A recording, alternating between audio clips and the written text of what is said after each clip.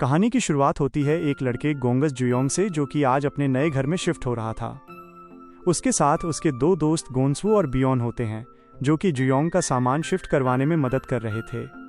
तभी मजाक मजाक में वो जुयोंग के ऊपर सामान फेंकता है, जिससे वो सभी रोड पर गिर जाता है। इसके बाद जुयोंग उन्हें उठाने लगता है। तभी उसे एक ड्राइंग मिलती है, जो कि उसी ने बनाई थी, लेकिन उसे याद नहीं होता कि ये उसने कब बनाई। और तभी उसे सामने से आती हुई एक लड़की दिखती है। जुयोंग को पहली नज़र में ही उससे प्यार हो जाता है। तभी उसे होश आता है कि वो तो रास्ते में बैठा हुआ है। जुयोंग तुरंत ही रास्ते से हटता है और वो लड़की बिना ध्यान दिए यहाँ से चली जाती है। अब अगली सुबह जुयोंग के पास उसके दोस्त की कॉल आती है, जो कि उसे बताता है कि उठ जा ओए, आज नए स्कूल के पहले दिन ही तू लेट हो गया है। जुयोंग हड़बड़ी में उठता है और कहने लगता है कि मॉम, आपने मुझे उठाया क्यों नहीं। तभी उसे याद आता है कि अब तो वो अपने नए घर में अपने मॉम डैड से दूर शिफ्ट हो गया है। वो भागते हुए स्कूल जाने लगता है। उसकी बस छूटने वाली थी, लेकिन वो ड्राइवर को थोड़ी देर रुकने के लिए कह देता है। मगर जब जुयोंग बस में चढ़ता है तो उसे याद आता है कि वो तो जल्दबाजी में पैसे लाना भूल ही गया। जुयोंग अपने दोस्त से उसका कार्ड लेता है, लेकिन उसके कार्ड में भी बैलेंस कम था। अब जू ड्राइवर से कहने लगता है कि अंकल, मैं आपको पक्का कल पैसे दे दूंगा, आज मुझे ऐसे ही जाने दो। लेकिन बस ड्राइवर नहीं मानते और कहते हैं कि रास्ते से हटो, दूसरों को भी अंदर आने दो। तभी जू देखता है कि वही कल वाली लड़की उसके पीछे खड़ी है। वो लड़की अब जू को देखती है और उसकी तरफ से भी पे कर देती है, जिससे जुयोंग अंदर आ जाता है। वो दोस्त से कहने लगता है कि ओए, अपने पीछे देख, वो लड़की कितनी सुंदर है, उसने मेरी तरफ से भी पे कर दिया, शायद वो मुझे पसंद करती है। अब तभी बस एक झटके के साथ चलती है और जू गिरता हुआ डायरेक्ट उसी लड़की का कॉलर पकड़ लेता है। उसे जैसे ही इस बात का एहसास होता है तो तुरंत ही जू उस लड़की से माफ़ी मांगता है। वो लड़की जुयोंग से कुछ भी नहीं कहती। इसके बाद इनके स्कूल में जब जुयोंग के टीचर इन्हें पढ़ा रहे थे तो तभी उसका दूसरा दोस्त बियोंग उसके पास मैसेज करके कहने लगता है कि यार, ये सर तो कितना पका रहे हैं, लंच में वो की क्लास में चलेंगे। जुयोंग भी मान जाता है। वहीं दूसरी तरफ हम वो की क्लास को देखते हैं, जिसमें वही लड़की भी पढ़ती है। वो अपनी क्लास में आराम से सो रहा था। तभी जुयोंग और बियोंग यहाँ पर आते हैं। बियोंग अपने मुंह से बदबूदार डकार छोड़कर वो की नींद खराब कर देता है। यहीं अब इनके पास इनका चौथा दोस्त मिन भी आ जाता है। अब इसके बाद बियोंग मिन के ऊपर भी बदबूदार हवा छोड़ता है। जुयोंग को ये सब करवाकर काफी मजा आ रहा था, लेकिन तभी उसकी नजर पड़ती है यहाँ पर बैठी हुई उसी लड़की पर। इस लड़की का नाम जारिम होता है। जुयोंग उसे देखकर शर्मा कर तुरंत यहाँ से निकल लेता है। जारिम के साथ उसकी दो दोस्त मिंजी और आरम भी बैठी होती हैं।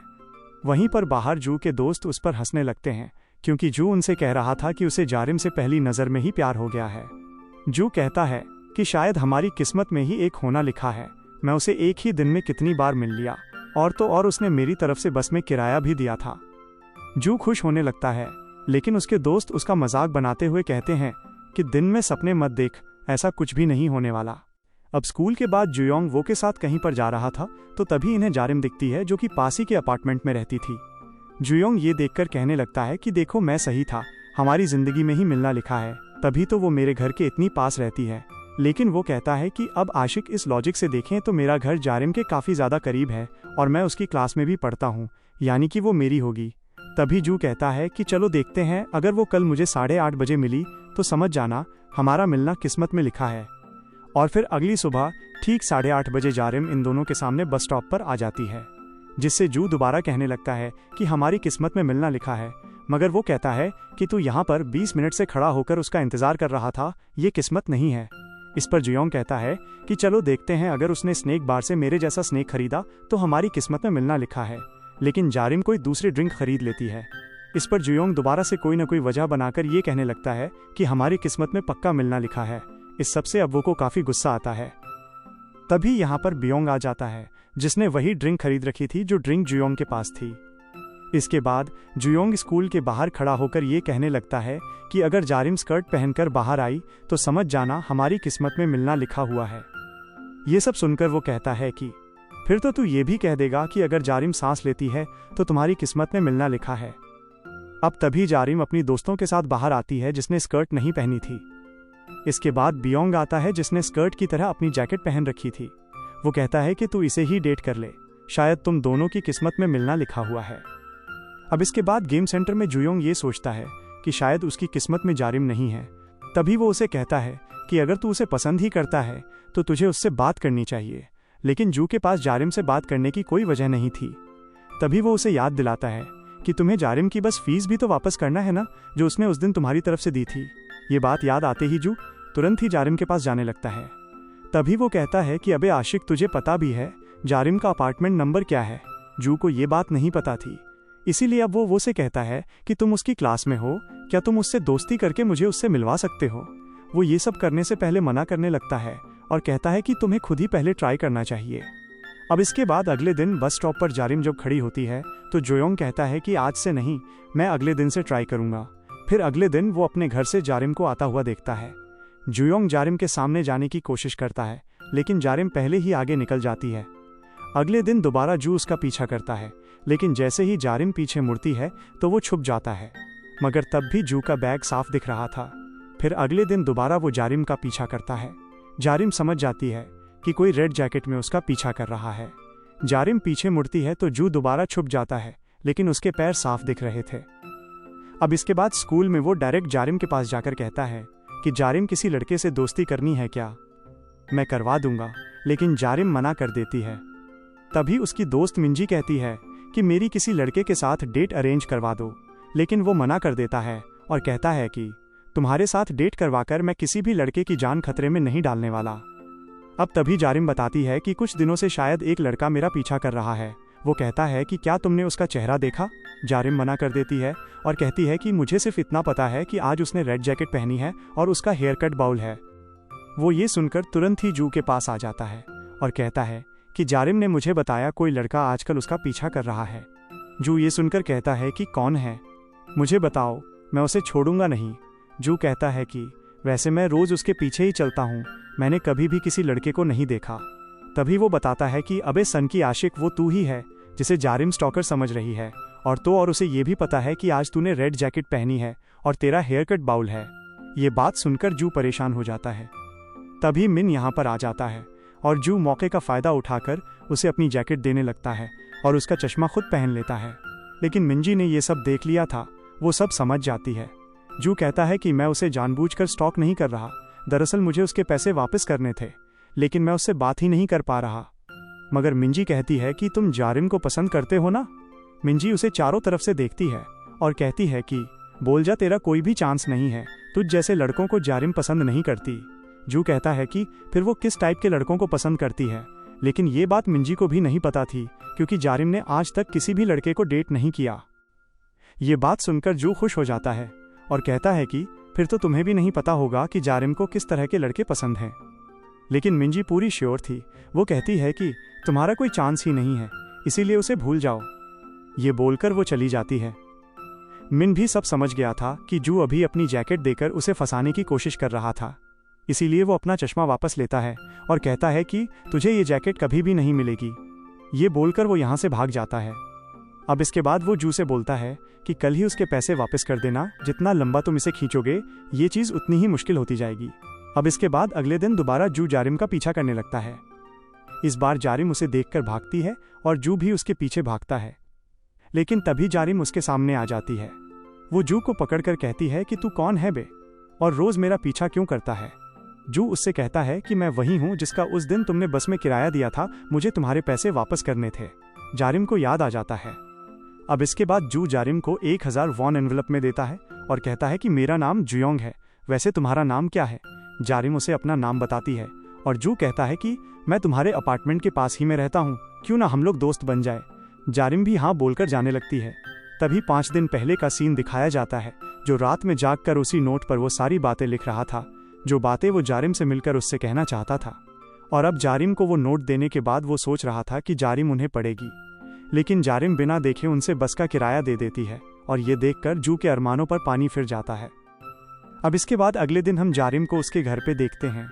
जारिम की एक छोटी बहन भी होती है जिसका नाम बलेम होता है, और दोनों बहनें सुबह उठते ही बाथरूम की तरफ भागती हैं और पहले जाने के लिए लड़ने लगती हैं। वहीं दूसरी तरफ जुयोंग परफ्यूम लगाकर तैयार हो रहा था और सोच रहा था कि आज तो मैं जारिम से अच्छी दोस्ती करके ही रहूंगा। इसके बाद जू और वो दोनों जारिम के साथ बस स्टॉप तक जाने लगते हैं। रास्ते में जू बार बार वो से जगह बदलकर कुछ कर रहा था। इसके बाद जैसे ही ये लोग बस स्टॉप पर पहुंचते हैं तो जू जारिम से उसका फ़ोन नंबर मांगता है और जानबूझकर अपना फ़ोन गिरा देता है। जैसे ही जारिम उसे उठाने झुकती है तो जू उसके ऊपर कैंडीज की बारिश कर देता है और बताता है कि आज वाइट डे है और मैंने तुम्हारे लिए ये सब प्लान किया था, अपने बैग को भी चेक करो। जारिम देखती है कि उसके बैग में भी कैंडीज मौजूद हैं और ये सब जू ने रास्ते में चलते हुए जारिम के बैग में डाली थी। जारिम ये सब देखकर खुश नहीं होती और जू को बिना नंबर दिए फ़ोन वापस करके बस में चढ़ जाती है। फिर स्कूल में जारिम की दोनों दोस्त इतनी सारी कैंडीज देखकर पागल हो जाती हैं। यहीं पर मिंजी कह देती है कि बेचारे जुयोंग को ये बात भी नहीं पता कि तुम्हें कैंडीज पसंद नहीं है। ये बात सुनकर जारिम कहती है कि तुम्हें कैसे पता ये कैंडीज मुझे जू ने दी हैं। मिंजी बात संभालने की कोशिश करती है लेकिन जारिम समझ जाती है कि वो जू मुझे पसंद करता है और उसने ये बात सबको बता दी है। वो उठकर चली जाती है। वहीं पर जुयोंग अपने दोस्तों को बता रहा था कि कैसे उसने जारिम को कैंडीज दी थी। तभी मिंजी उसके पास भागती हुई आती है और बताती है कि मेरी गलती की वजह से जारिम को पता चल गया है, तुम उसे डेट करना चाहते हो। लेकिन जू कहता है कि ये अच्छा ही हुआ। मिंजी उसे समझाने की कोशिश करती है कि तेरा कोई चांस ही नहीं है। अब तभी जारिम वहां से गुजरती है। जू ये देखकर उसे आवाज़ लगाता है और ये देखकर मिंजी तुरंत ही छुप जाती है। जू जारिम से कहता है कि तुम मुझे अपना नंबर देना भूल गई थी, अब दे दो। लेकिन जारिम उसे अवॉइड करती है और चली जाती है।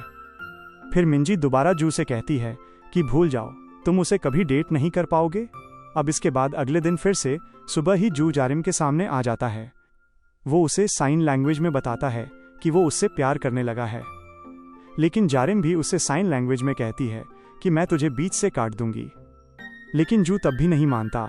वो हर जगह गिटार बजाते हुए उसका पीछा करता है और कहता है कि मुझे अपना नंबर दे दो। जारिम भी गुस्से में आकर उसका गिटार फेंक देती है लेकिन उससे जू के हाथ में चोट लग जाती है।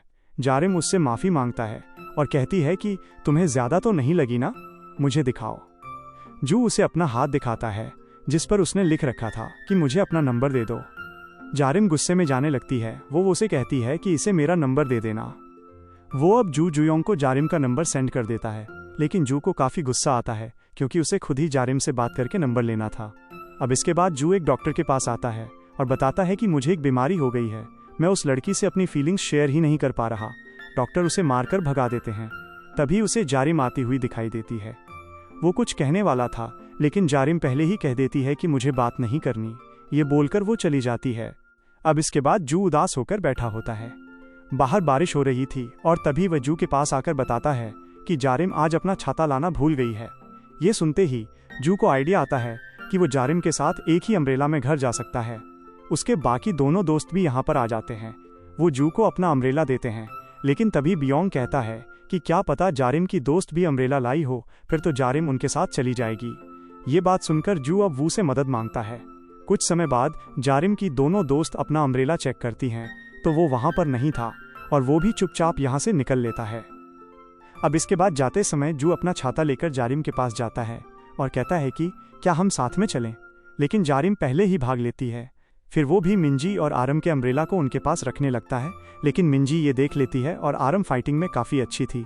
आरम अब वो को मारने के लिए तैयार हो जाती है। इधर जू अब भी जारिम के पीछे जा रहा था। वो जारिम से कहता है कि हम एक ही अम्ब्रेला को यूज़ कर सकते हैं लेकिन जारिम नहीं मानती और जाने लगती है। इधर आरम ने एक ही पंच में वो की नाक से खून निकाल दिया था, जिसके बाद वो दोनों यहाँ से जाने लगती हैं। वहीं जू अब अपना अम्ब्रेला ज़मीन पर जारिम के आगे फेंक देता है और कहता है कि इसे अकेले यूज़ करो और घर तक चली जाओ, मैं नहीं आने वाला और मैं नहीं चाहता कि तुम्हें कोल्ड हो जाए। लेकिन जारिम अम्ब्रेला नहीं लेती और उसे आगे ही फेंक देती है। कुछ देर बाद ऐसे ही अम्ब्रेला फेंकते हुए जारिम अपने अपार्टमेंट तक पहुंच जाती है।